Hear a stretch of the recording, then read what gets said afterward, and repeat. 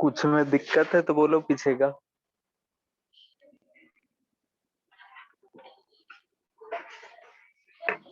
कुछ होमवर्क भी था। Yes, sir. HCV or booklet. हो गया है। Yes, sir. ठीक है। सर थोड़ा और एग्जांपल करा सकते हैं क्या, वो इक्विवेलेंट कैपेसिटेंस निकालने का? का इक्विवेलेंट कैपेसिटेंस हेलो। निकालने का। ठीक है, जैसे डिस्कशन क्लास चलेगा ना उसमें तो बोल देंगे सर से क्वेश्चन करा देंगे। इस वीक शायद 2 लगा हुआ है। सर किसका डिस्कशन क्लास? फिजिक्स का।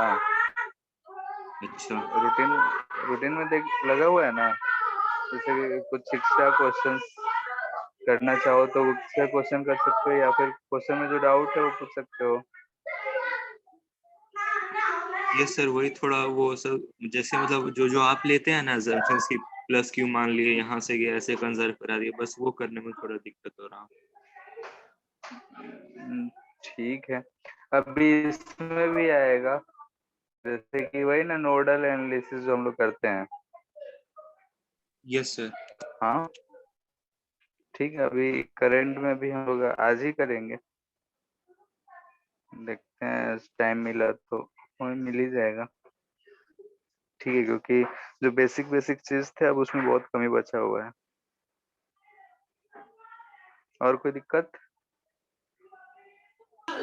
सर सॉलिड एंगल पे क्वेश्चन सब कहाँ पे दिया हुआ है?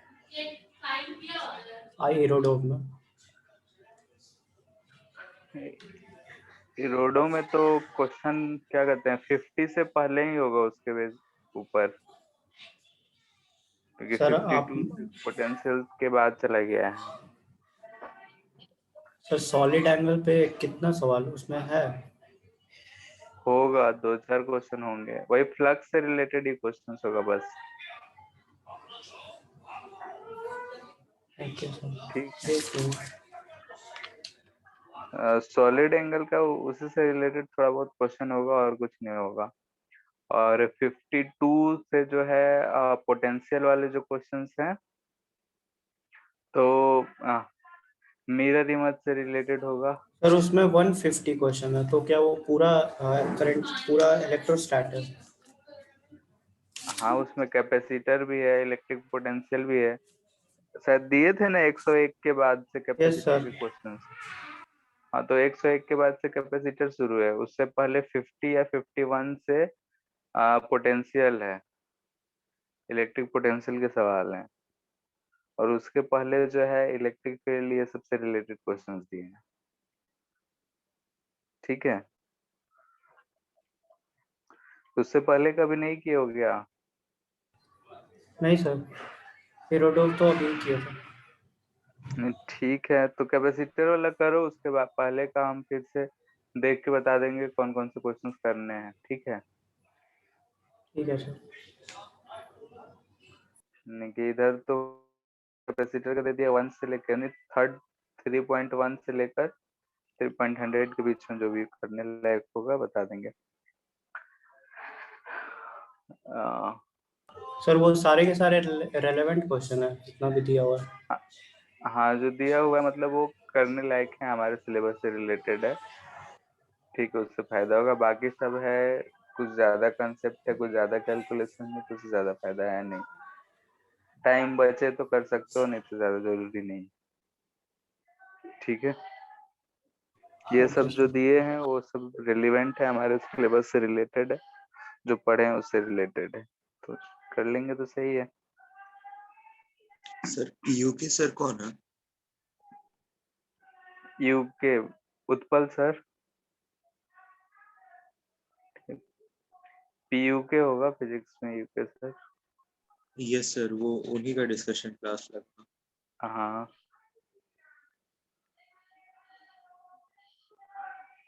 ठीक है, मेरे में टाइम ही नहीं मिल रहा है, इधर बीच में क्लासेस छूटे हैं लेट हुआ है तो ऐसे ही 15-15 क्लास लगा हुआ है। ठीक है, तो इसलिए टाइम कम ही है, इसलिए बोले डिस्कशन जो करना है सर कर लेंगे। ठीक है। Yes sir. सर हम लोग का डिस्कशन क्लास नहीं है, वो तो नीट वालों का है। तुम लोग में भी लगा होगा। नो 7 बजे सर। से देखो, 7 से 7:30।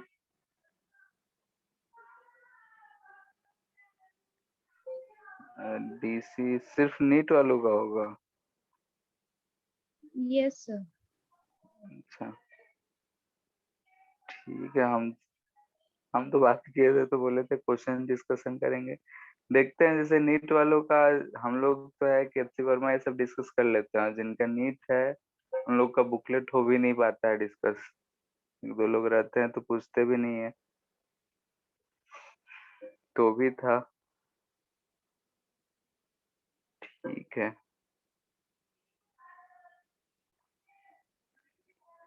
खैर हम लोग तो जो डिस्कशन करना है वो तो करते ही रहेंगे। सर हम लोग का फिजिक्स का कब तक खत्म हो जाएगा सिलेबस 12th का? अगर कोई डिस्टरबेंस नहीं आया तो जुलाई चल ही रहा है, करंट खत्म होगा उसके बाद मैग्नेटिज्म पूरा खत्म हो जाएगा जुलाई में। अगस्त अगस्त लास्ट या फिर सितंबर। ठीक है, मोस्टली सितंबर जाएगा अगर कोई डिस्टरबेंस नहीं है। अभी तक के हम लोग का इधर 1-1.5 महीना तो डिस्टर्ब ही चला है, नहीं तो मैग्नेटिज्म आधा हो गया रहता।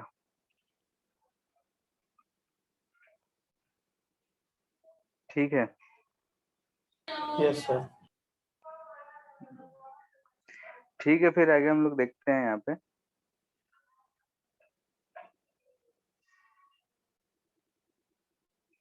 डिपेंडेंसी ऑफ रेजिस्टेंस और सर ड्रिफ्ट रेजिस्टिविटी। वेलोसिटी अच्छे से समझ में नहीं आया था। क्या? Drift velocity. क्या नहीं समझ में आया बता। Sir drift velocity. तो उसमें क्या मतलब, वो क्या ड्रिफ्ट क्यों कर कहलाता रहा है, है? मतलब वेलोसिटी किसका है?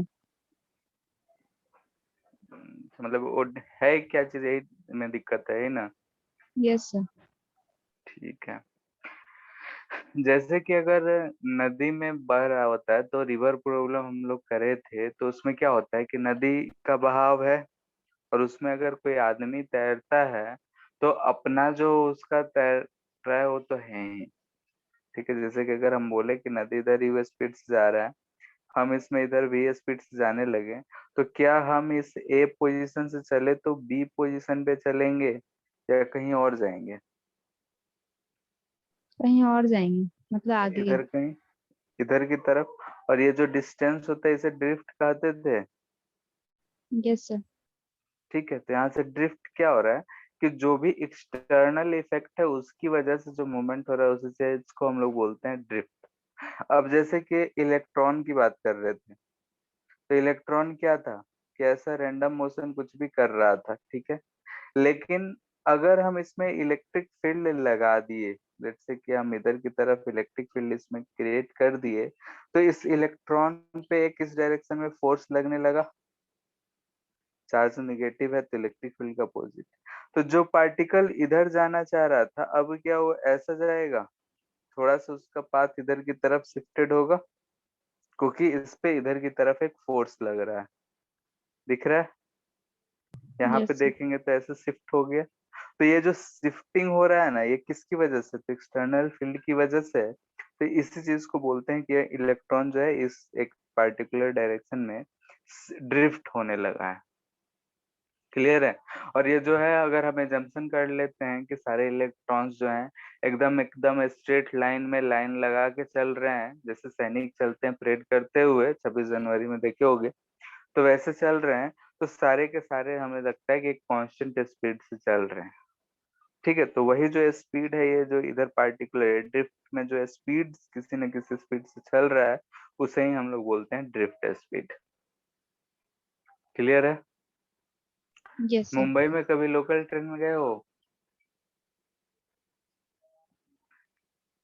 ठीक है, वैसे जैसे नहीं गए होगे तो सुने होगे कभी, या फिर कहीं भी जहाँ भीड़ भाड़ होता है। मुंबई का इसलिए एग्जाम्पल लिए कि कुछ हम झेले भी हैं। ठीक है, उसमें एक मेरा दोस्त था, तो हम लोग को चढ़ना था। ठीक है, तो सब कोई बैग को आगे कर लेता था, जो पिट्ठू बैग होता है, और वो बोला कि ऐसे क्यों कर रहे हो, पीछे ही टांग के चढ़ते हैं। तो हम लोग एक स्टेशन पे चढ़ना था हमें, तो हम लोग तो चढ़ गए। ठीक है, लेकिन वो बैग जो था वो पीछे टांगे हुए था, तो जो लोग उतरने वाले थे वो बैग के साथ साथ उसे भी लेके स्टेशन से बाहर चले गए। कितना भीड़ होता है। ठीक है, तो फिर से बाहर पीछे के ट्रेन से आया, तो वहां पे क्या था, जाना कहीं और था, लेकिन पूरे एक्सटर्नल फील्ड की वजह से वो कहीं और चला गया, तो उसे ड्रिफ्ट बोलते हैं। ठीक है, तो जिस स्पीड से होगा उसे ड्रिफ्ट स्पीड कहेंगे। क्लियर है अब? Yes sir. ठीक है, अब यहाँ पे है कि हर एक इलेक्ट्रॉन अपना रेंडम मोशन तो कर रहा है, लेकिन एक्सटर्नल इलेक्ट्रिक फील्ड की वजह से एक पार्टिकुलर डायरेक्शन में भी मूव करना शुरू कर देगा, और अक्सर कोलिजन होता रहेगा। लेकिन हम लोग एज्यूम कर लेते हैं कि कोलिजन नहीं हो रहा है, एग्जाम लाइन लगा के एकदम परेड करते हुए वेल मैनर में चल रहे हैं। ठीक है, वो एजम्पशन है हमारा। अब यहाँ पे देखते हैं डिपेंडेंसी ऑफ रेजिस्टेंस या फिर रेजिस्टिविटी ऑन टेम्परेचर। हम लोगों ने देखा कि रेजिस्टेंस जो होता है वो लेंथ पे डिपेंड तो कर रहा था, एरिया पे डिपेंड कर रहा था, टाइप ऑफ या नेचर ऑफ मटेरियल पे डिपेंड कर रहा था। साथ में एक चीज और सीखे लास्ट क्लास, कि सिर्फ इन्हीं सब चीज पे नहीं, बल्कि किस डायरेक्शन में करंट फ्लो हो रहा है उस पे भी डिपेंड करता है कि रेजिस्टेंस क्या होगा। अब यहाँ देख रहे हैं कि टेम्परेचर पे कैसे डिपेंड करेगा। ठीक है, तो रेजिस्टेंस या रेजिस्टिविटी जिसकी भी बात करें उसके लिए हम बोल रहे हैं। तो कोई सा भी अगर हमारे पास मटेरियल है, मटेरियल ले रहे हैं कोई सा भी है, मटेरियल में हम लोग पढ़े हैं तीन तरह के होते हैं, कंडक्टर्स, सेमीकंडक्टर और Insulator. इंसुलेटर। तो हम लोग इंसुलेटर पे ज्यादा चर्चा नहीं करेंगे। ठीक है, यहाँ पे थोड़ा सिर्फ एक चीज लिख रहे हैं कि अल्फा जो होता है इसका निगेटिव होता है। ठीक है, वो अल्फा क्या होता है अभी कुछ देर में समझ में आ जाएगा। इन दोनों पे हम चर्चा करेंगे, कंडक्टर्स एंड सेमीकंडक्टर पे। इंसुलेटर ऐसे ही हम जानते हैं कि इट इज उससे करंट पास ही नहीं होगा, तो उसके बारे में क्या ही पढ़ना। अब कंडक्टर, सेमीकंडक्टर भी है, तो इसे यहाँ पे सिर्फ इंट्रोडक्शन टाइप ही पढ़ेंगे। जो डिटेल में होगा वो लास्ट के चैप्टर में है, चैप्टर नंबर 14। तो उस समय जब पढ़ेंगे तो उस समय देख लेंगे इसे। तो यहाँ पे हम कंडक्टर पे आते हैं। कंडक्टर में हम लोग जानते हैं कि लार्ज अमाउंट ऑफ, क्या होता है इसमें, फ्री इलेक्ट्रॉन्स।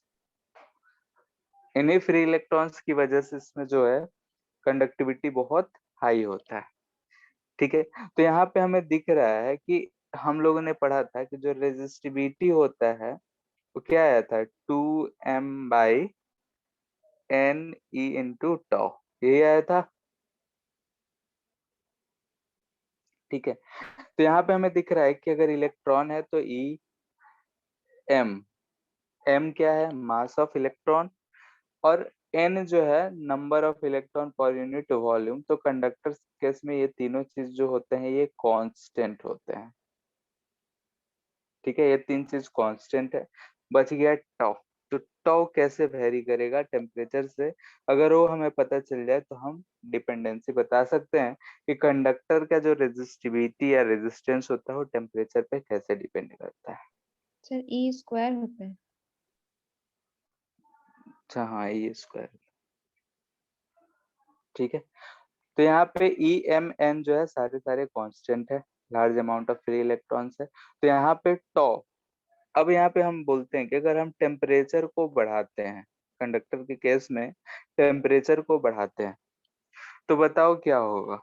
इलेक्ट्रॉन से टेम्परेचर बढ़ाए तो क्या उसका एनर्जी बढ़ा, हीट की यस वजह सर। से हम उसे एनर्जी दे रहे हैं, तो एनर्जी बढ़ा, एनर्जी बढ़ा तो उसका वाइब्रेशन या मोशन बढ़ा।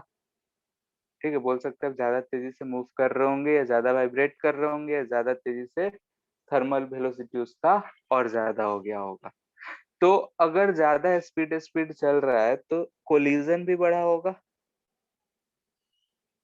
कोलिजन जो पहले हो रहा था और अभी होगा, इंक्रीज होगा।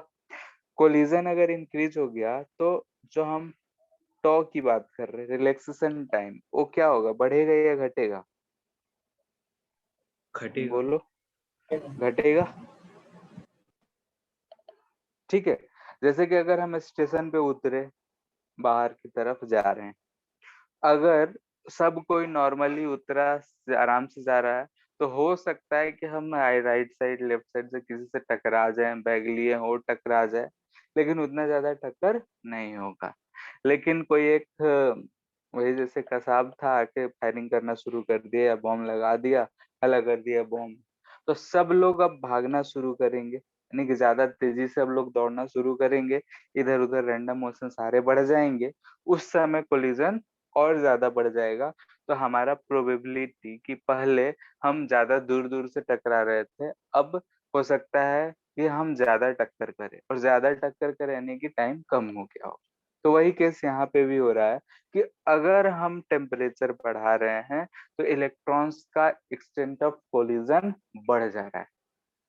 अगर एक्सटेंट ऑफ कोलिजन बढ़ गया तो हमें दिख रहा है कि रिलैक्सेशन टाइम जो है वो घट गया। रिलैक्सेशन टाइम घट गया तो यहाँ से रेजिस्टिविटी क्या कह सकते हैं, इनवर्स का रेशियो है, बढ़ेगा। रेजिस्टिविटी बढ़ेगा तो रेजिस्टेंस भी बढ़ेगा। तो यहाँ दिख रहा है कि कंडक्टर के केस में अगर हम टेम्परेचर बढ़ाते हैं तो रेजिस्टेंस या रेजिस्टिविटी बढ़ता है। क्लियर है? Yes sir. इतना में कोई दिक्कत? सेमी कंडक्टर्स में आते हैं। सेमी कंडक्टर्स में जो चार्ज कैरियर्स होते हैं वो इलेक्ट्रॉन्स एंड होल्स होते हैं। ठीक है, इसमें जो है charge carriers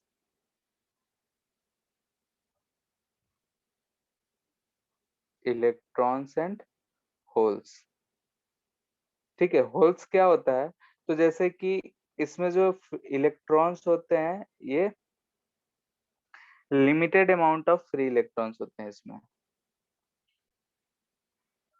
limited amount of free electrons. Free electrons जो होते हैं लिमिटेड अमाउंट में होते हैं, लेकिन लूजली बाउंड होते हैं। जो बाउंडेड भी होता है वो लूजली बाउंड होता है थोड़ा बहुत। तो अगर हम उसे हीट करते हैं तो निकल जाते हैं। ठीक है, अगर हम हिट किए तो निकल जाते हैं, यानी कि जो लूजली बॉन्ड है वो भी उससे छोड़ के जो जहां भी जुड़ा हुआ था, जिस भी मॉलिक्यूल से एलिमेंट के अंदर था, उससे निकल के वो भी फ्री हो गया है। तो अगर हम इसे हिट कर रहे हैं तो लूजली बॉन्ड इलेक्ट्रॉन्स निकले, इलेक्ट्रॉन्स जहां से निकला वहां पे खाली स्थान बच गया, जो कि पॉजिटिव चार्ज का साइट होगा, उसे ही हम बोलते हैं होल्स। ठीक है, यानी कि अगर एक इलेक्ट्रॉन निकला तो दो दो चार्ज कैरियर्स पड़ रहे हैं, दिख रहा है? होल्स का कंसेप्ट हम लोग तो बाद में समझेंगे, यहाँ पे सिर्फ हम इतना कह रहे हैं कि होल्स क्या है।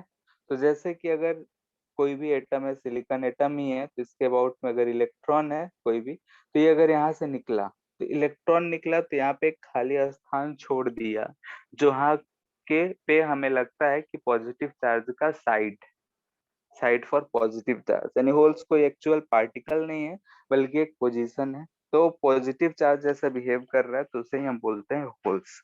तो एक इलेक्ट्रॉन के निकलने से हमें दो दो चार्ज कैरियर्स दिख रहे हैं।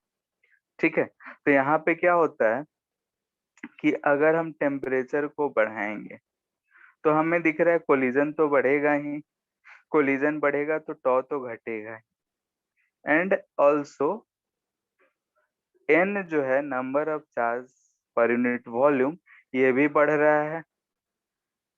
ठीक है, तो यहाँ पे टॉ डिक्रीज हो रहा है और n इंक्रीज हो रहा है। हमें दिख रहा है कि रेजिस्टिविटी दोनों पे डिपेंड करता है और दोनों से इनवर्स है। एक जो है रेजिस्टिविटी को घटाना चाहता है और एक जो है रेजिस्टिविटी को बढ़ाना चाहता है। तो यहाँ से हम ये याद रखेंगे कि एक्सपेरिमेंटल में यही कहा गया कि जो n का वैल्यू है, इंक्रीमेंट है, वो ज्यादा इफेक्टिव है as compared to decrease in tau. ठीक है, यानी कि increase in n is more dominating. यहाँ पे क्या कर रहे हैं कि जो n का डोमिनेटिंग है, यानी कि इसका इफेक्ट ही हमारे लिए मान्य होगा। तो यहाँ से हमें दिख रहा है कि n बढ़ेगा तो रेजिस्टिविटी क्या होगा, घटेगा, यानी कि रेजिस्टेंस भी घटेगा। तो सेमीकंडक्टर में क्या दिख रहा है कि अगर हम उसे हीट कर रहे हैं तो उसका रेजिस्टेंस जो है वो घट रहा है, ज्यादा कंडक्टिव हो रहा है। ठीक है, तो कंडक्टर्स में ऐसा नहीं होता है, कंडक्टर्स में जितने फ्री इलेक्ट्रॉन्स थे उतने ही रहेंगे हीट के बाद भी। तो एन में कोई इफेक्ट नहीं पड़ा, लेकिन सेमीकंडक्टर्स में पड़ता है। इंसुलेटर्स की बात करें तो इंसुलेटर्स में जो चार्जेस होते हैं वो फिक्स होते हैं। हाँ, अगर बहुत ज्यादा गर्म कर दे हम तो डैमेज होने के चांसेस ज्यादा हो जाते हैं, कंडक्टिंग तो नहीं हो पाता है, मटेरियल ही डैमेज हो जाता है। ठीक है, लेकिन अगर डैमेज नहीं हुआ तो हम बोल सकते हैं कि हाँ, उसका भी रेजिस्टेंस अगर ज्यादा हीट करेंगे तो डिक्रीज होगा। क्लियर है? सर n बढ़ेगा तो r भी बढ़ना चाहिए। एन बढ़ेगा, इनवर्स का रेशियो में है, यस सर। दिख रहा है। तो एन अगर बढ़ेगा तो रेजिस्टिविटी क्या होगा, घटेगा ना, ज्यादा कंडक्टिंग अब कर सकता है ना, यस सर, समझ। ज्यादा फ्लो करा सकता है, तो रेजिस्टिविटी क्या होगा, घटेगा, कंडक्टिविटी बढ़ेगा। क्लियर है इतना?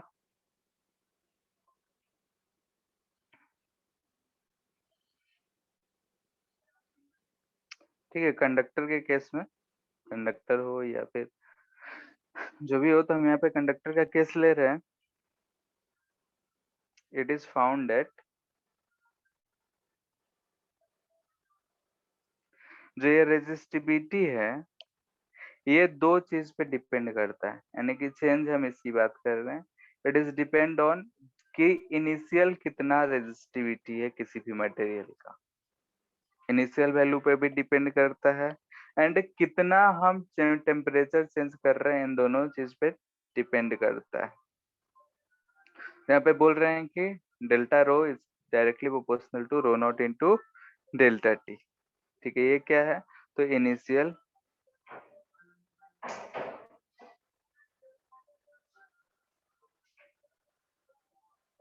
हम जानते हैं कि कहीं भी प्रोपोर्शनल आता है तो कांस्टेंट एक लगाते हैं, तो डी रो इक्वल टू लिखते हैं हम लोग रो नॉट, अल्फा बीच में लिख रहे हैं क्योंकि प्रोपोर्शनल ना लगे। ठीक है, जो ऊपर अल्फा लिखे थे वही अल्फा है। इसे बोलते हैं कोएफिशिएंट ऑफ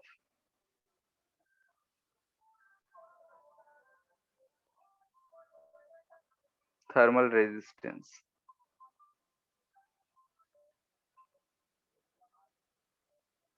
ठीक है, थर्मल रेजिस्टेंस का कोएफिशिएंट ऑफ थर्मल रेजिस्टेंस कहलाता है। इसे एक्सपेंड कर सकते हैं हम लोग ऐसा, डेल्टा रो क्या है, तो रो माइनस रो नॉट है। ठीक है, equal to rho nought alpha delta T, तो इसे ऐसा लिख सकते हैं।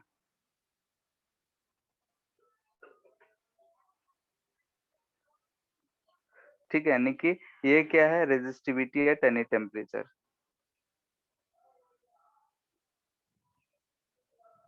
Any temperature. ठीक है, ये initial temperature, change in temperature, जो हम फाइनल टेम्परेचर की बात करें फाइनल ही लिखते हैं। क्लियर है?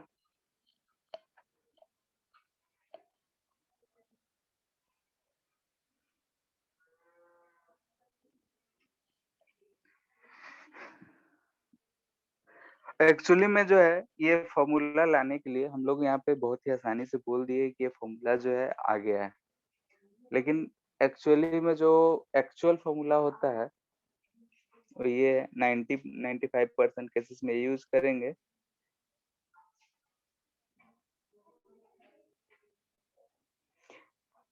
डी रो इक्वल टू आया हमारा कितना, रो nought alpha delta T.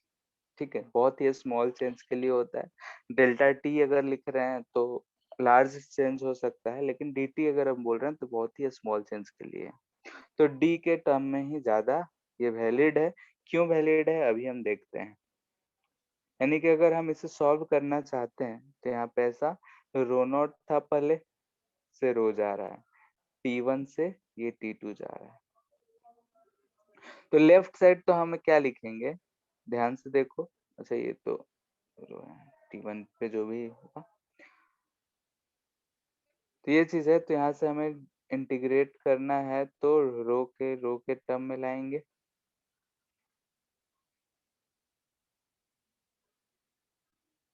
Left side हमें दिख रहा है कि ये ln का टर्म होगा, रो बाई रो नॉट आएगा, और राइट साइड दिख रहा है अल्फा T2 माइनस T1 आएगा।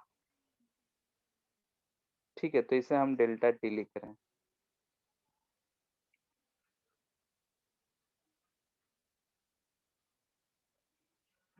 तो यहाँ से हम लिख सकते हैं E इजकल टू, चलो rho equal to rho naught T raise to power alpha delta T.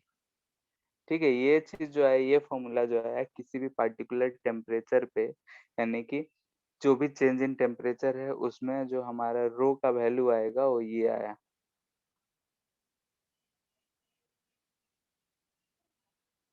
ठीक है, लेकिन हम लोग यहाँ से अप्रोक्सीमेशन यूज करते हैं, since alpha is a small quantity.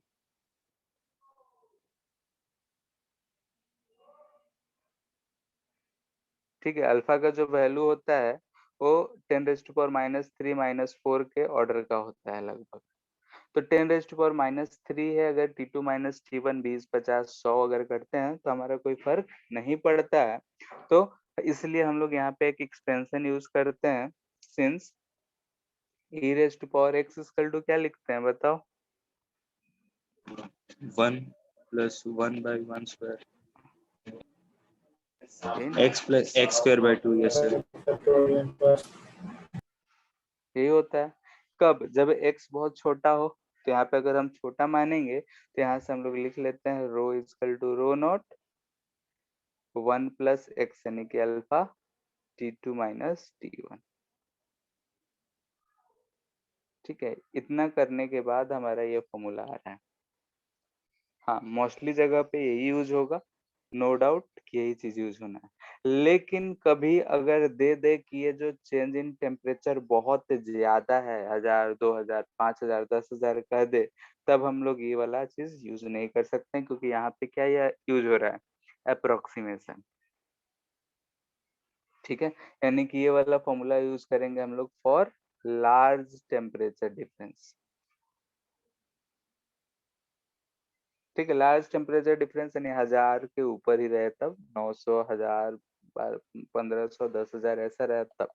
100, 200, 300, 400 के लिए हम लोग ये यूज कर सकते हैं, क्योंकि 10⁻³ में अगर हम 500 भी मल्टीपल करते हैं तो ये 0.5 ही आता है। ठीक है, तो इतना तक चलता है। लेकिन अगर 700, 800 से इससे ज्यादा हो जाए तो बहुत, उतना हम लोग नहीं कर सकते अप्रोक्सीमेशन। मोस्टली जो हमारा टेम्परेचर चेंज देगा 100, 150 देगा, तो उसके लिए हम लोग ये आराम से यूज कर सकते हैं। क्लियर है? Yes sir. क्या? Yes sir. ठीक है, अल्फा जो होता है पॉजिटिव फॉर कंडक्टर, अल्फा जो होता है negative for semiconductor and insulators. ठीक है, पिछले बार नीट में ये पूछा भी था, इसी साल तो हुआ नहीं, पिछले वर्ष, कि ऑप्शंस दे रखा था, इंसुलेटर दिया था, बोला था इसका अल्फा क्या होगा। ठीक है, तो ये चीज डिसाइड करना था कि हाँ निगेटिव होगा या पॉजिटिव। एनसीईआरटी में कहीं नहीं दे रखा है जिक्र, फिर भी पूछा था। ये चीज ध्यान रखना है कि इंसुलेटर्स का जो अल्फा होता है वो निगेटिव होता है। सोचने का तरीका क्या था, इंसुलेटर है, अगर हम हीट करते हैं वो जलता नहीं है, तो तो उसका इलेक्ट्रॉन्स का बॉन्डिंग ब्रेक होगा। हाँ, हम जानते हैं कि वो बहुत ही हाईली बॉन्डेड है, वो तोड़ना बहुत मुश्किल का काम है। वो तोड़ने जाएंगे तो हो सकता है कि हमारा इंसुलेटर ही खत्म हो जाए। ठीक है, जैसे अगर प्लास्टिक ही है या फिर पीवीसी का पाइप है, उसे हम गर्म करें, आग पे रख दे तो खुद ही जल जाएगा कंडक्टिंग होने से पहले ही।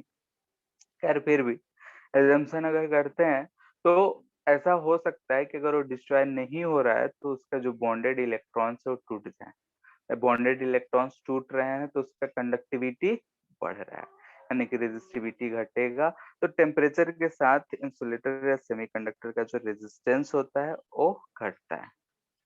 तो इससे हम लोग सोच सकते थे।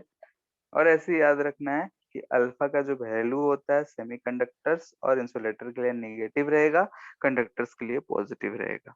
क्लियर है? सर डेरिवेशन एक बार ऊपर से दिखाइए ना। यहीं से yes sir.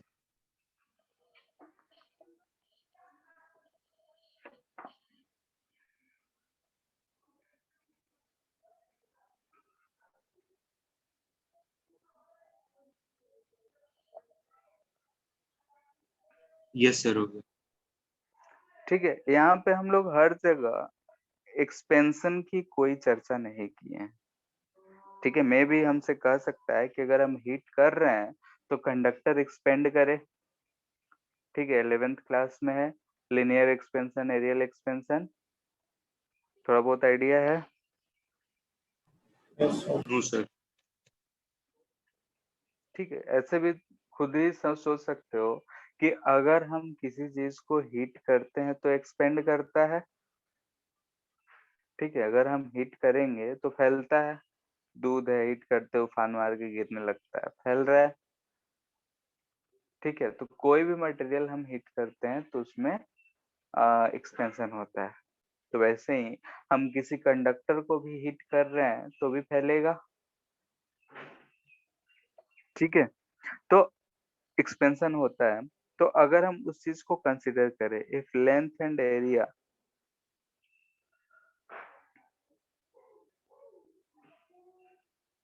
also changes with temperature, अगर हम टेम्परेचर के साथ इसे भी कंसिडर करें तो क्या करेंगे? ठीक है, तो हमारा R जो आया तो क्या आया था, रोयल बाई ए। ठीक है, यहाँ से हम लोग पढ़े थे इसमें एरर में कि ln लेके फिर डिफरेंशिएट करेंगे तो क्या मिलेगा, बोलो?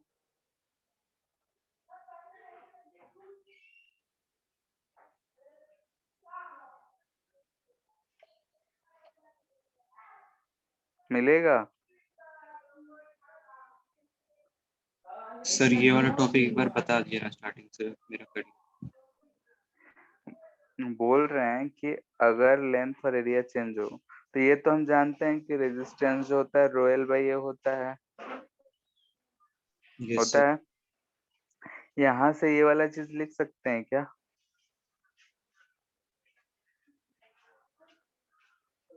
कैसे लिखते हैं सबको पता है? एरर चैप्टर था उसी से रिलेटेड है। हाँ या ना, बोलो। Yes sir. ठीक है, नहीं किसी को डाउट नहीं है, अगर हो तो पूछ लो, बता देंगे। नहीं है? ठीक है फिर। तो यहाँ से हम लोग इसे ये चीज लिख सकते हैं, delta R by R equal to delta rho by rho, ये चीज। तो यहाँ से हमें डेल्टा आर, ठीक है, एक चीज ऊपर छोड़ दी है ना, यहाँ पे देख लो। यहाँ पे रो के लिए आया तो हम लोग रेजिस्टेंस के लिए भी लिख सकते हैं, क्योंकि rho is directly proportional to resistance था। हम लेंथ और एरिया में अगर चेंजिंग नहीं माने हैं तो लिख सकते हैं R equal to R nought 1 plus alpha delta T. ठीक है, L and area does not change. ठीक है, यहाँ पे चेंज को हम लोग नहीं माने हैं तो हम लोग ये फॉर्मूला लिख सकते हैं कि आर जो है डायरेक्टली प्रोपोर्शनल टू रो है, इसलिए R equal to R nought sir 1 plus alpha alpha. Signify क्या कर रहा है यहाँ पे? कोएफिशिएंट ऑफ थर्मल एक्सपेंशन हम लोग बोलते हैं, वो एक कांस्टेंट है, प्रोपोर्शनल कांस्टेंट आ रहा है। हर एक मटेरियल का अपना अपना ये प्रॉपर्टी होता है, ठीक है। वो रिप्रेजेंट करता है कि हाँ भाई चेंज करेंगे तो कितना एक्सटेंट तक बढ़ेगा, ठीक है। यस अल्फा को हम लोग बोल सकते हैं क्या चीज, delta rho by row delta T, ठीक है। यूनिट क्या आएगा इसका, वही चीज। सर यूनिटलेस होगा ना, कांस्टेंट है। जरूरी थोड़े है यूनिट होगा नहीं इसका, बताओ। रो नॉट है तो इसका अल्फा इंटू डेल्टा टी का यूनिट रो नॉट के बराबर होना चाहिए। रो नॉट बाई डेल्टा टी के बराबर होगा ना। Yes sir. टेम्परेचर इनवर्स का ये होगा, ये दिख रहा है, यस सर। टेम्परेचर इनवर्स का रहेगा, ठीक है। सारे चीज तो थर्मल एक्सपेंशन ये सब में आया ही था, अल्फा बीटा गामा पहले भी आया था। सर नहीं हुआ। ठीक है, यहाँ पे अगर हम ध्यान से देखें तो डेल्टा आर बाई आर यानी कि change in resistance by resistance delta rho by रो, तो इसे क्या लिख सकते हो बताओ। डेल्टा आर बाई आर को हम लोग लिख सकते हैं डेल्टा रो बाई रो, क्या आएगा, अल्फा डेल्टा टी आएगा।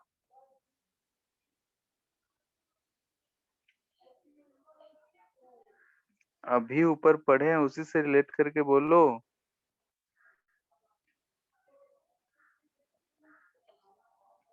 Yes sir.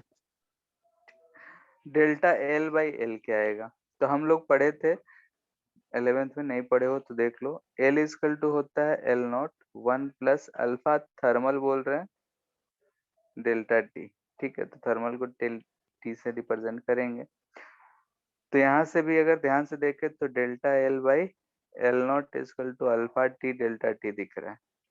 एंड एरिया में भी ऐसा ही आया था, delta A by A equal to alpha to alpha, यहाँ पे बीटा लिखते थे या फिर बीटा का वैल्यू आता था 2 अल्फा, ठीक है। ये चीज हम लोग 11th के चैप्टर में है थर्मल एक्सपेंशन से। सर ये मैकेनिकल प्रॉपर्टीज ऑफ मैटर में था। हाँ ठीक है, थर्मल एक्सपेंशन करके एक टॉपिक है, उसी से रिलेटेड है ये, कि अगर हम हीट करते हैं तो लेंथ कितना चेंज होगा। अल्फा को बोलते हैं coefficient of linear expansion, beta को कोएफिशिएंट ऑफ एरियल एक्सपेंशन। खैर, तो यहाँ से डेल्टा एल बाई एल हमें मिल रहा है alpha T delta T minus 2 alpha T delta T. यहाँ से हम लिख सकते हैं alpha minus alpha T into delta T, ठीक है। ये चीज आएगा हमारा, यानी कि हम यहाँ से देख रहे हैं कि डेल्टा आर जो आ रहा है, R alpha minus alpha T delta T, ठीक है। अब यहाँ पे एक चीज और है कि अल्फा जो है 10⁻³ के ऑर्डर का है, एंड अल्फा टी जो होता है वो लगभग 10⁻⁶ का ऑर्डर का होता है। तो इन दोनों में को कंपेयर करें तो अल्फा क्या हमें much much greater than alpha T दिख रहा है।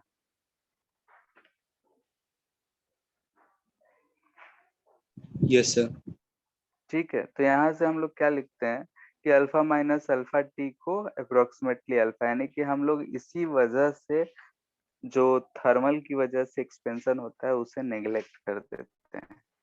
तो दिस इम्प्लाइज दैट कि डेल्टा आर जो है that is equal to R alpha delta T, हम लोग नेग्लेक्ट कर देते हैं thermal expansion, thermal expansion is neglected, ठीक है। लेकिन किसी पर्टिकुलर क्वेश्चन में कहे कि नहीं हमें मानना ही है, तो कैसे मानेंगे, तो जैसा ऊपर आया है, ठीक है। एक बार स्क्रीन ऊपर कीजिए।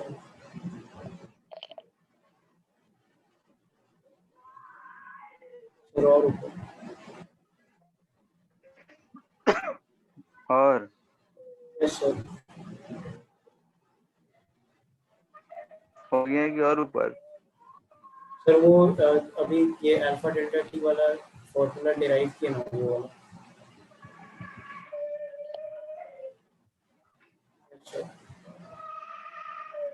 यस सर, ये if L and area are also same.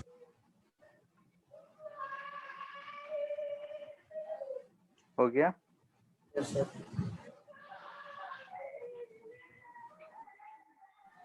Yes sir हो गया।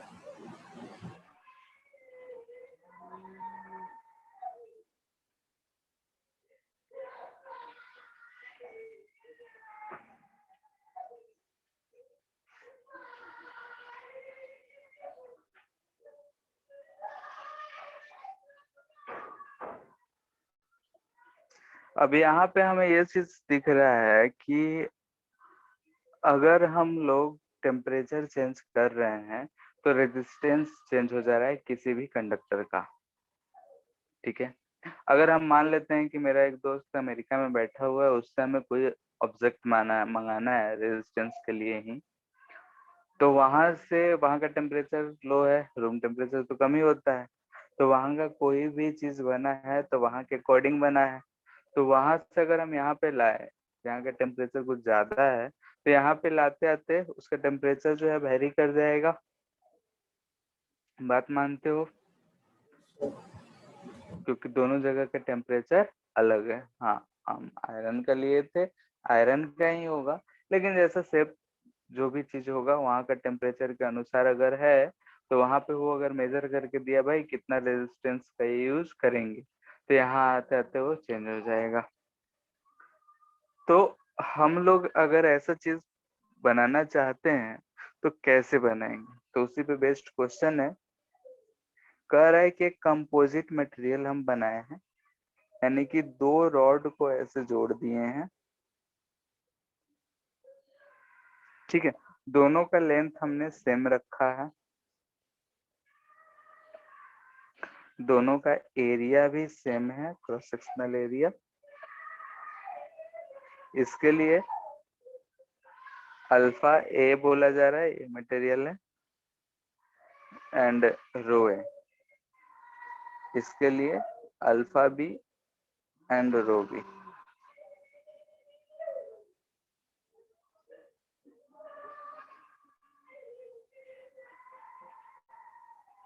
ठीक है, तो हमसे कहा जा रहा है कि find condition between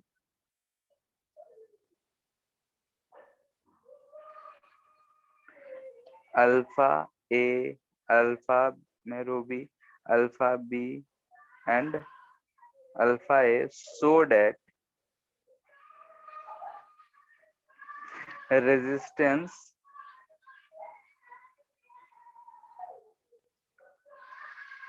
is temperature independent।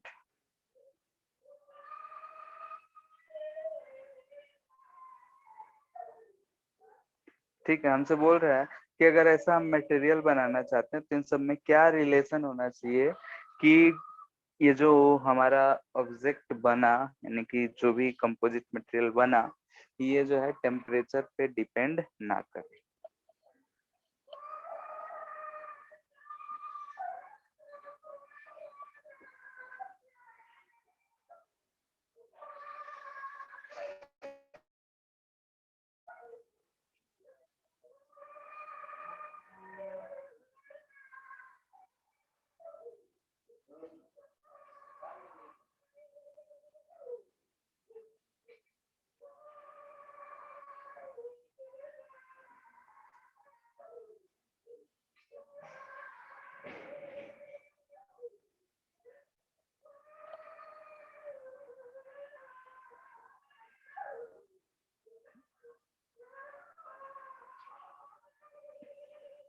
आ गया?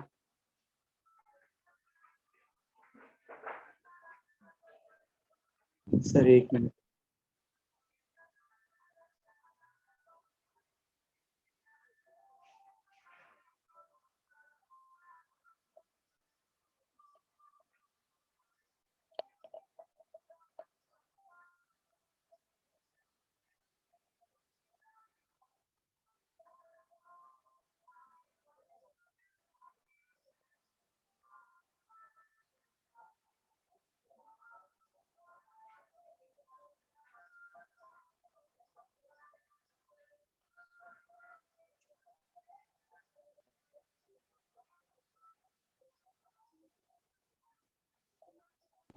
Sir rho A by rho B equal to alpha A by alpha B.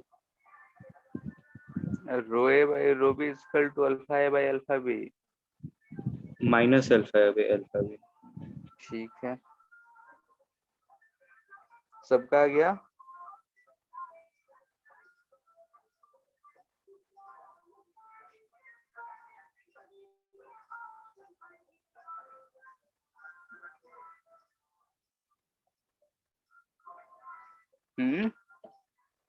Sir minus कैसे? देखते हैं कैसे आ रहा है, और दोनों मटेरियल का नेचर क्या होगा वो भी समझ में आएगा। जैसे कि यहाँ पे T1 टेम्परेचर पे इसका रेजिस्टेंस अगर लिखते हैं तो क्या लिखेंगे, दोनों सीरीज में है तो रो ए एल बाई ए लिख सकते हैं plus rho B L by B. किसी कोई दिक्कत? No sir. ठीक है, T2 टेम्परेचर पे अगर हमें R2 लिखना हो तो हमें क्या लिखेंगे, लेंथ और ऐसे यहाँ पे ए ही रहेगा। एल बाई ए तो हमारा कांस्टेंट है, हम बाहर निकाल लेते हैं। यहाँ पे क्या आएगा, रो ए।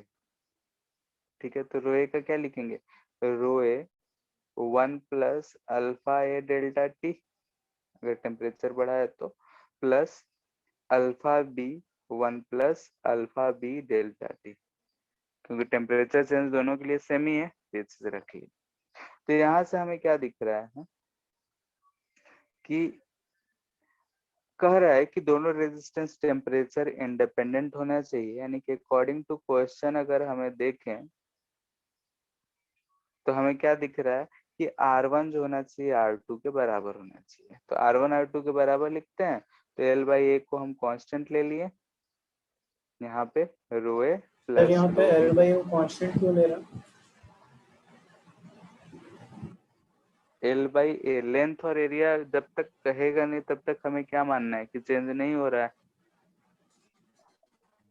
सर और लेकिन दोनों चेंज तो हो रहा है ना किस चीज में, सर? लेंथ तो टेम्परेचर से तो चेंज हो रहा है, not 1 plus alpha delta T. हाँ चेंज होता है। फिर हम बोले तो कि अल्फा जो थर्मल एक्सपेंशन का होता है वो 10⁻⁻7 का ऑर्डर का होता है, तो हम लोग उसे नेग्लेक्ट करते हैं।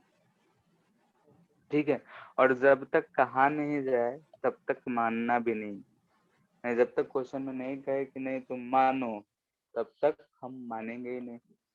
ठीक है, यस सर। ठीक है, तो यहाँ से ऐसा लिखे, R2 को लिखे तो L बाई ए तो इधर आ वाले को ध्यान से देखो, तो यहाँ से हम रो ए प्लस रो बी लिख सकते हैं, 1 1 वाले के plus rho A alpha A delta alpha A plus rho B alpha B, इसमें हम डेल्टा टी को कॉमन ले लिए, ये चीज लिख सकते हैं। तो यहाँ से एल बाई ए कट गया, एल बाई ए कट गया, तो ये और ये भी माइनस होकर 0 हो जाएगा। तो यहाँ से ध्यान से देखो तो दिख रहा है alpha A rho A plus alpha B rho B equal to 0 दिख रहा है सबको। इसी को अगर हम रेशियो में लिखेंगे तो माइनस आ जाएगा। अब यहाँ पे ध्यान से देखने वाली बात ये है कि जो ये रेजिस्टिविटी है वो कभी निगेटिव में होगा, नो सर। दो चीज का टर्म 0 लेना है, तो रेजिस्टिविटी जो होता है वो निगेटिव नहीं होता है। तो रेजिस्टिविटी ऑलवेज जो होता है पॉजिटिव होता है। ठीक है, हर मटेरियल के लिए, फॉर ऑल मटेरियल्स। ठीक है, सारे के लिए। अब दो चीज का सम हमें 0 करना है, यानी कि अल्फा ए या अल्फा बी की बात करें तो उसमें से एक को निगेटिव होना पड़ेगा, यानी कि दिस इंप्लाइज कि if alpha A is positive implies that कि अल्फा बी क्या होना चाहिए, नेगेटिव। नेगेटिव। ठीक है, यानी कि एक कॉम्बिनेशन हम कैसे बना सकते हैं, तो एक हमारा अगर कंडक्टर हो तो, और दूसरा क्या होना चाहिए, सेमीकंडक्टर। सेमीकंडक्टर। ठीक है, किसी के मन में आ रहा होगा कि इंसुलेटर का भी तो निगेटिव है, उसे ही लगा सकते हैं। तो इंसुलेटर लगाने से हमारा काम होगा क्या? अगर हम उससे करंट पास कराना चाहते हैं, पास करेगा? नहीं करेगा। No, sir. ठीक है, तो उसे लगा के हमारा कोई फायदा है नहीं, नुकसान ही है, तो इसलिए हम सेमीकंडक्टर नहीं लगाएंगे। ठीक है,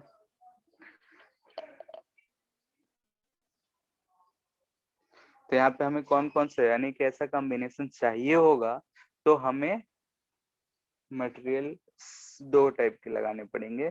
अगर एक कंडक्टर है तो दूसरा सेमीकंडक्टर। ठीक है, अब थोड़ा आते हैं हम लोग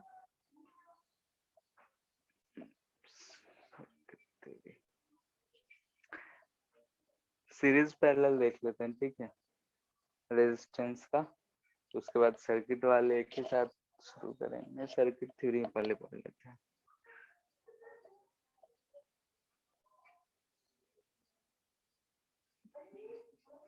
ठीक है, सर्किट थ्योरी यानी कि क्वेश्चन सॉल्विंग करने का एक तरीका है जिसे हम लोग यूज करेंगे। ये डायरेक्टली कोई टॉपिक नहीं है या फिर सब टॉपिक, ऐसा कुछ नहीं है।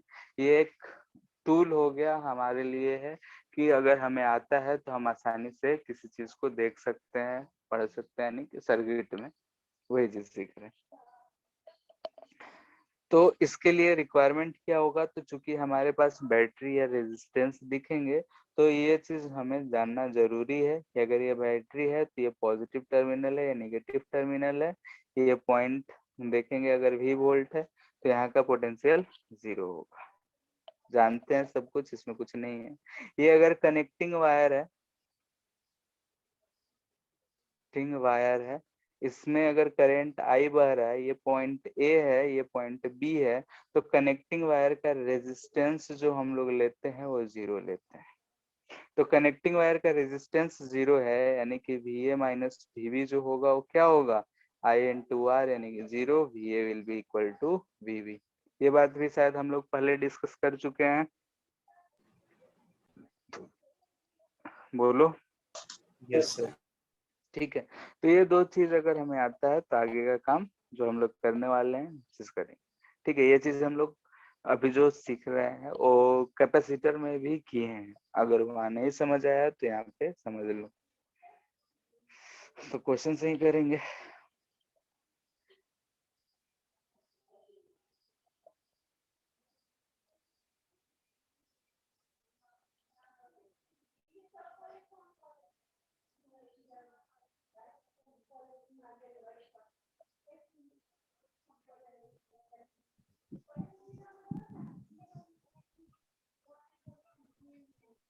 ऐसा एक सर्किट दे रखा है,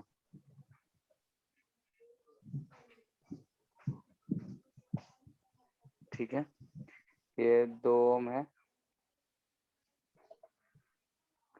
4 वोल्ट, ये 2 ओम, ये 10 वोल्ट, ये भी 2 ओम है, और ये 8 वोल्ट। ठीक है, ऐसा दे रखा है। हमें बोल रहा है कि find current in each branch.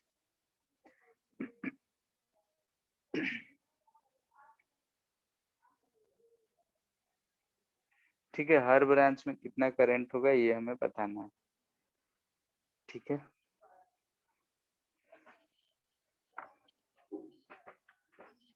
तो बता सकते हो या पहला बताए?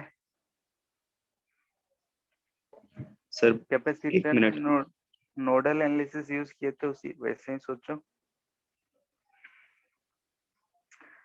अभी शायद कोई पूछ भी रहा था।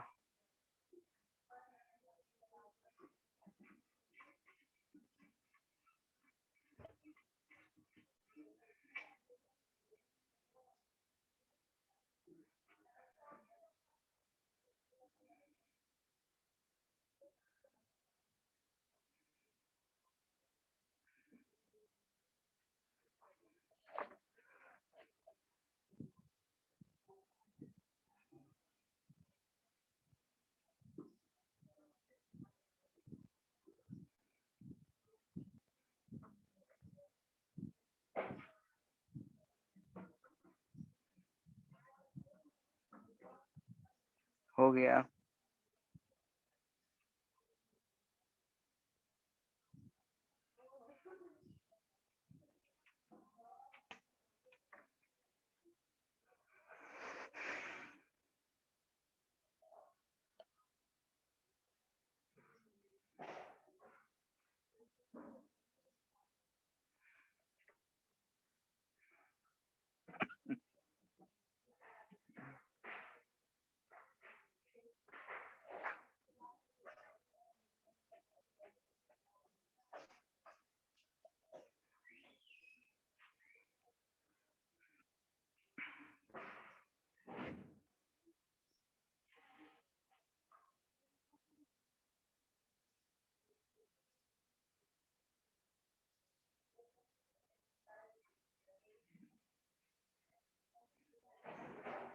यहाँ पे क्या करेंगे? आया कुछ, इतना टाइम नहीं लगेगा। सर 5 एम्पेयर और 4 एम्पेयर और 1 एम्पेयर। सारे ब्रांच में निकालना है।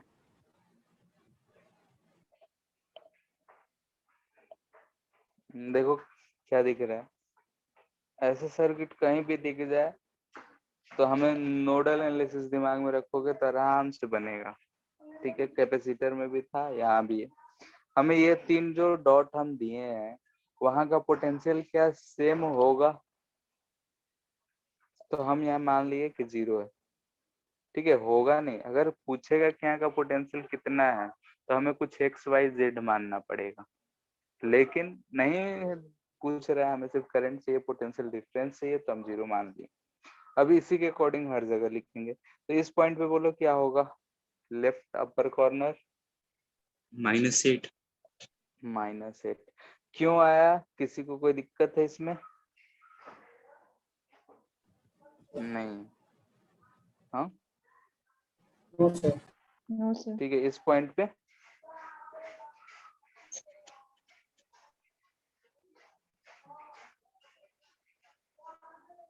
बोलो, सेंटर वाले पॉइंट पे ऊपर वाले पोर्शन पे कितना होगा? Sir 10 volt. इस रास्ते से जाओ तो सिर्फ इसमें बैटरी है, यहाँ पे 0 है तो इसके क्रॉस 10 यानी कि 10 वोल्ट होगा। तो यहाँ का हम बता सकते हैं अब।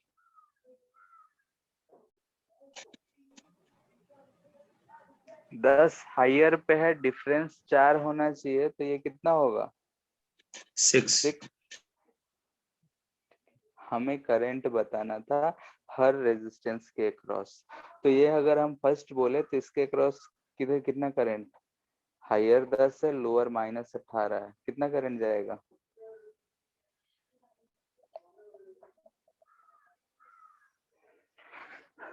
पोटेंशियल डिफरेंस कितना दिख रहा है? 9 एम्पियर। पोटेंशियल डिफरेंस 18 दिख रहा है, 18/2 9 एम्पियर। किसी को कोई कष्ट? इसमें हायर ऊपर है तो हायर से लोअर की तरफ जाएगा, कितना जाएगा? 5 एम्पियर। 5 एम्पियर। ठीक है, इसमें 3। 3 एम्पियर। ठीक है, सारे ब्रांच में हो गया क्या? 9 इसमें, इस वाले पार्ट में, इस वाले में 5। 5 आएगा। 9 ये घूम के 8 वोल्ट के बैटरी से होते हुए 9 एम्पियर यहाँ आ रहा है, तो 9 5 13 ना होगा? 14। अच्छा 9 14, ठीक है। Yes sir. ठीक है, अब इस 10 वोल्ट के बैटरी से कितना जा रहा होगा?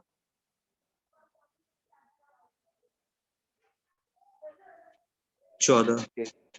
KCL लगाएंगे, ये 14 आया, इधर से 3 आया, तो इधर कितना जाएगा? 17 ना? Yes sir. ठीक है, दो जो हम लोग KCL लगाते हैं था, तो क्या अब हमें हर ब्रांच में दिख रहा है कितने कितने करंट जा रहा है? नहीं, बहुत यस ही सर। सिंपल चीज है।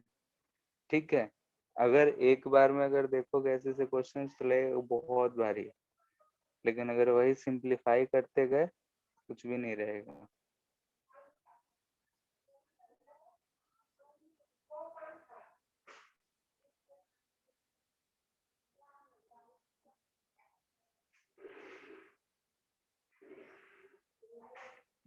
ठीक है, ऐसा है, ये 4 वोल्ट 2 ओम 10 वोल्ट 2 ओम 2 वोल्ट करंट भाई निकालना है हर ब्रांच में।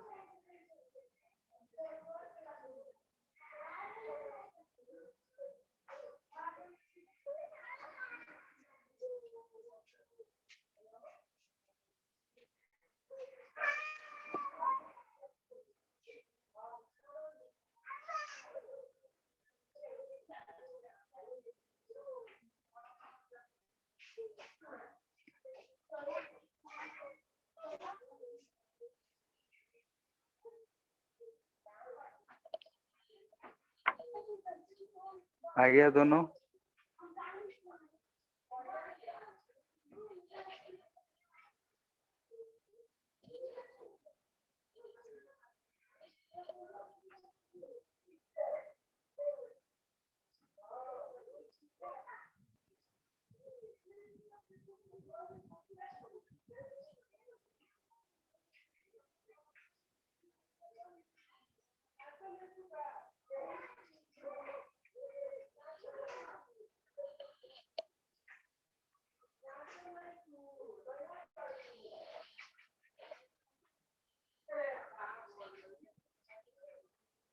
आ गया पहला?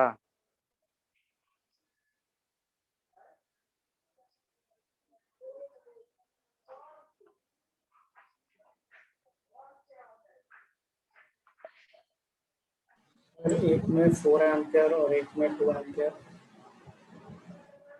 4 किस में? सर ये 2 वोल्ट से जो 10 वोल्ट इधर वाला दिखा रहा इसमें 4 आ रहा है है। और उधर वाला रजिस्टर के अबाउट 2। इधर 2 आ रहा है। देखते हैं, हम लोग यहाँ मान सकते हैं कि सर मेरा 0 है। 7 और 11 आ रहा। ठीक है, देख लेते कितना आ रहा है। यहाँ पे हम 0 मान सकते हैं, ठीक, कहीं भी मान लो, हम यहाँ मान लें ये 0, तो इस पॉइंट का कितना होगा? 10। हम लोग हमेशा वो ब्रांच खोजेंगे जिसमें रेजिस्टेंस नहीं है। 10 वोल्ट, अगर वहां 10 तो यहाँ कितना?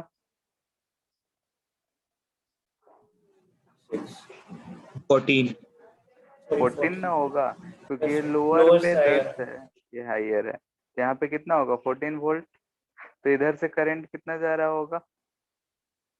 डिफरेंस 14 का 7 एम्पियर। किसी कोई दिक्कत? इधर आते हैं, यहाँ पे अगर हम 0 है तो यहाँ का देखेंगे तो कोई रेजिस्टेंस नहीं है इन दोनों के बीच में, तो यहाँ का हम 2 वोल्ट लिख सकते हैं। Yes sir. ठीक है, तो इसमें करंट किधर से आएगा? 10 वोल्ट से 2 वोल्ट, हायर से लोअर, यानी कि डिफरेंस 8 का है, तो इधर से 4 एम्पियर। ये 7 आया, इधर 4 आया, तो इधर कितना क्या होगा? 11 एम्पियर। हर ब्रांच में पता चल गया।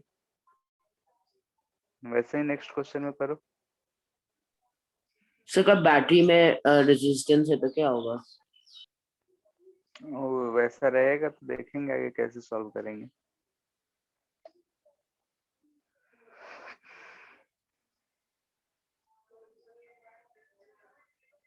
ठीक, अगर रेजिस्टेंस नहीं है तब ये है, रेजिस्टेंस रहेगा तो केसीएल केवीएल लगाना पड़ेगा। यहाँ भी तो केसीएल लगा ही रहे हैं, केवीएल भी है ही, लेकिन उसको थोड़ा सॉल्व करना पड़ जाएगा।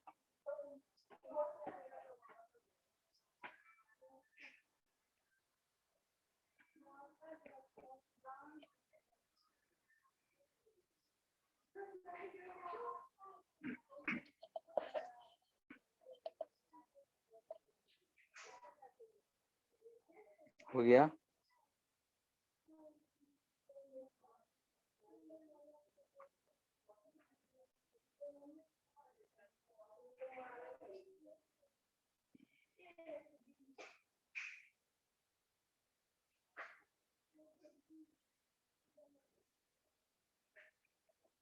इस पे डायरेक्टली बेस्ड 2017 में या 18 में डायरेक्टली जेईई मेंस में क्वेश्चन पूछा था।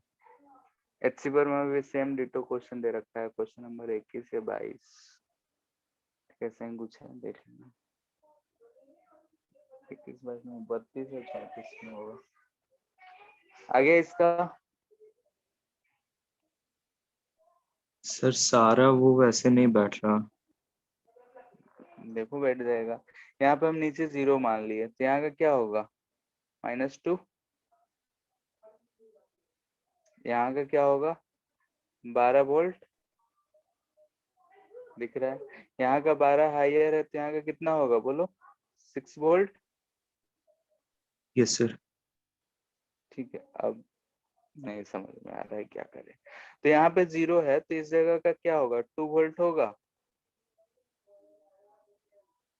Yes sir. और यहाँ का 8 हायर पे है, 12 लोअर है, ये हायर है, तो 16 ना 16 होगा, 16 वोल्ट। क्या सबके क्रॉस पता चल गया? तो इसमें करंट बोलो 7 एम्पियर, 12 2 14 होगा। Yes sir. यहाँ से कितना करंट जा रहा है? 8 8 एम्पियर। इसमें इधर की तरफ आ रहा होगा 2 एम्पियर। Yes sir. यहाँ से 8 आया, ये 2 आया, तो इस पॉइंट पे देखेंगे तो इधर कितना गया, 10 एम्पियर। ठीक है, यहाँ से 10 और इसमें इधर आया 7 एम्पियर, तो इधर कितना गया होगा, 17 17 एम्पियर। एम्पियर। मेरे हिसाब से सारे ब्रांच में पता चल गया।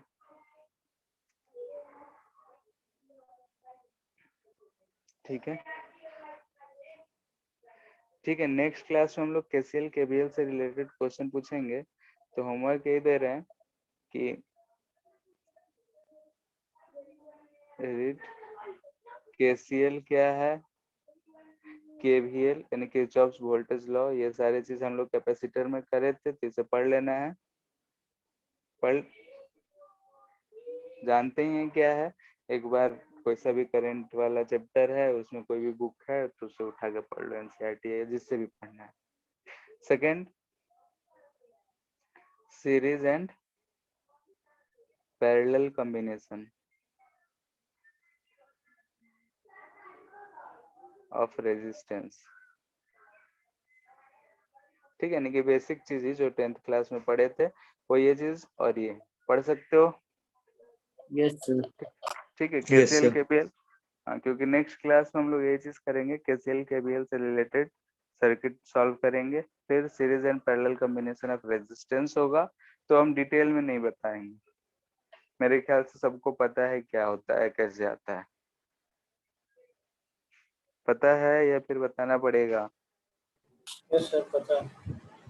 ठीक है, अगर किसी को डाउट है तो पूछ सकता है, लेकिन एक बार पढ़ लो, ठीक है, क्योंकि ये चीजें हम लोग बचपन में पढ़े हुए हैं, तो उसमें फालतू में टाइम बर्बाद करने से फायदा है नहीं।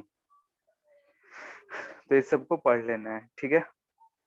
ठीक है, फिर आज इतना ही थैंक यू। रहने देते हैं। Thank you, sir. तो